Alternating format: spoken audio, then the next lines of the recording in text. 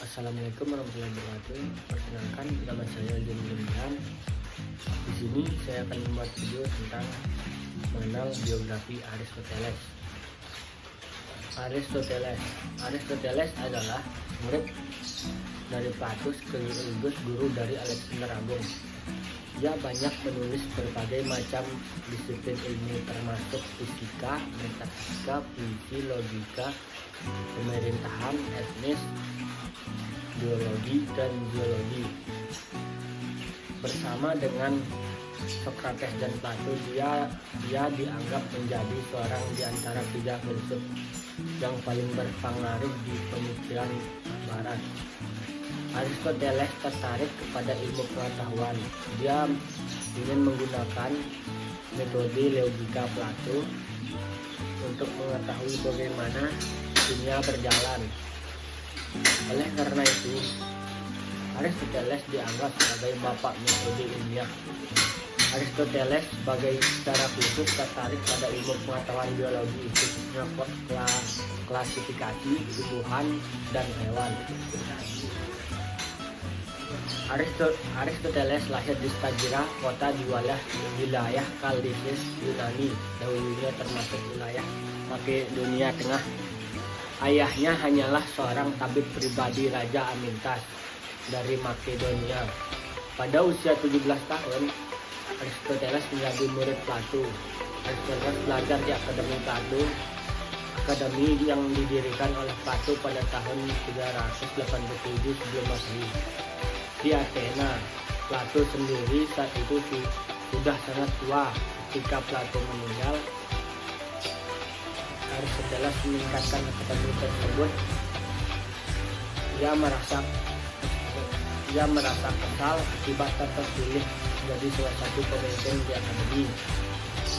Padahal ia telah mengabdi selama 20 tahun menjadi guru di sana. Beberapa waktu setelahnya, Aristoteles meninggalkan Athena dan pergi ke Makedonia dan menjadi guru bagi pangeran muda Alexander yang kelak akan menjadi Raja Alexander Agung.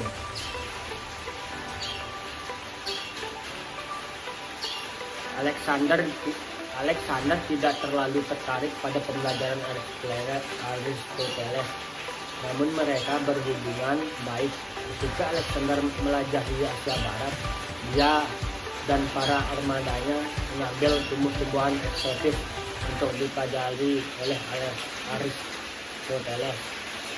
Setelah Alexander tumbuh dewasa dan menjadi raja, Aristoteles kembali ke Athena dan membuka akademinya sendiri di sana. Yang di sana disebut Lyceum, yang menjadi bagian saingan Akademi Plato. Ketika Alexander meninggal pada tahun 323 sebelum Masehi, terjadi pemberontakan terhadap Kekaisaran Makedonia di Athena. Orang Athena menuduh Aristoteles memihak Makedonia karena ia adalah sahabat Alexander dan seperti halnya Plato. Ia bukan seorang demokrat. Ia dengan cepat meninggalkan Athena dan menghabiskan sisa hidupnya di Kalsedes dan meninggal pada 332 sebelum Masehi. Pemikiran dan pandangan. Pemikiran Aristoteles berkembang dalam 3 tahapan. Pertama, ketika ia masih belajar di Akademi Plato, ketika gagasannya masih dekat dengan gurunya tersebut. Kemudian ia memimpin Akademi Lyceum, dan yang terakhir pada waktu ia mengungsi ke daerah Yunani Utara di tempat kelahirannya.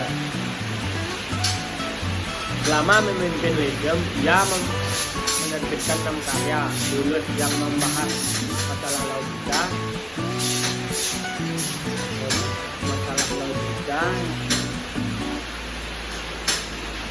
yang dianggap sebagai karya-karyanya yang paling penting.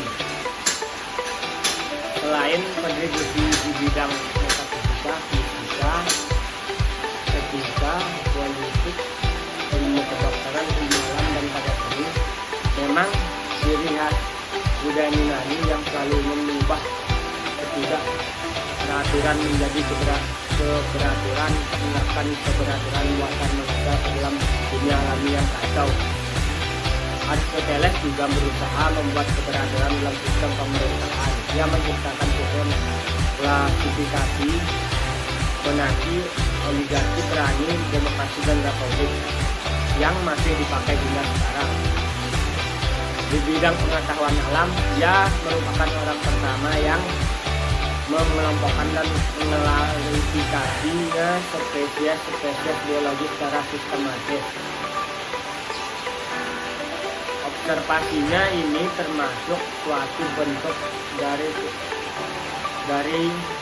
keberaturan yang ia ciptakan untuk menggambarkan hukum alam, keseimbangan pada alam, yaitu metabolisme, perubahan suhu,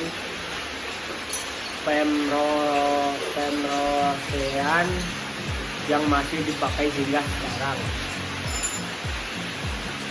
Di bidang ilmu pengetahuan alam, ia merupakan orang pertama yang mengelompokkan dan mengelarutkan spesies biologi. Observasinya ini termasuk bentuk keberaturan yang tepat menggambarkan hukum alam, keseimbangan yaitu metabolisme, perubahan suhu, pemrosean informasi, embryogenesis, dan warisan sifat. Hingga kini, metode Aristoteles digunakan oleh ahli biologi modern ketika menjelajahi wilayah baru, yaitu dengan mengumpulkan data secara sistematis, menemukan pola, dan membuat kesimpulan dari perlawanannya, kesimpulan dari penjelasan kausal yang mungkin mungkin saja terjadi berlawanan dengan satu, yang menyatakan teori tentang bentuk-bentuk ideal benda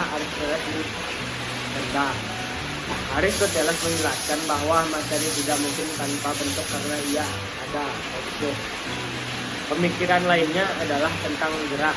Ia selalu mengatakan bahwa semua benda bergerak menuju satu tujuan.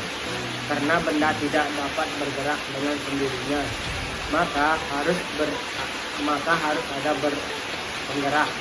Penggerak itu harus mempunyai penggerak lainnya hingga tiba pada penggerak pertama yang tak bergerak, yang kemudian disebut dengan Theos, yaitu Tuhan yang dengan. Sekian dari saya. Assalamualaikum warahmatullahi wabarakatuh.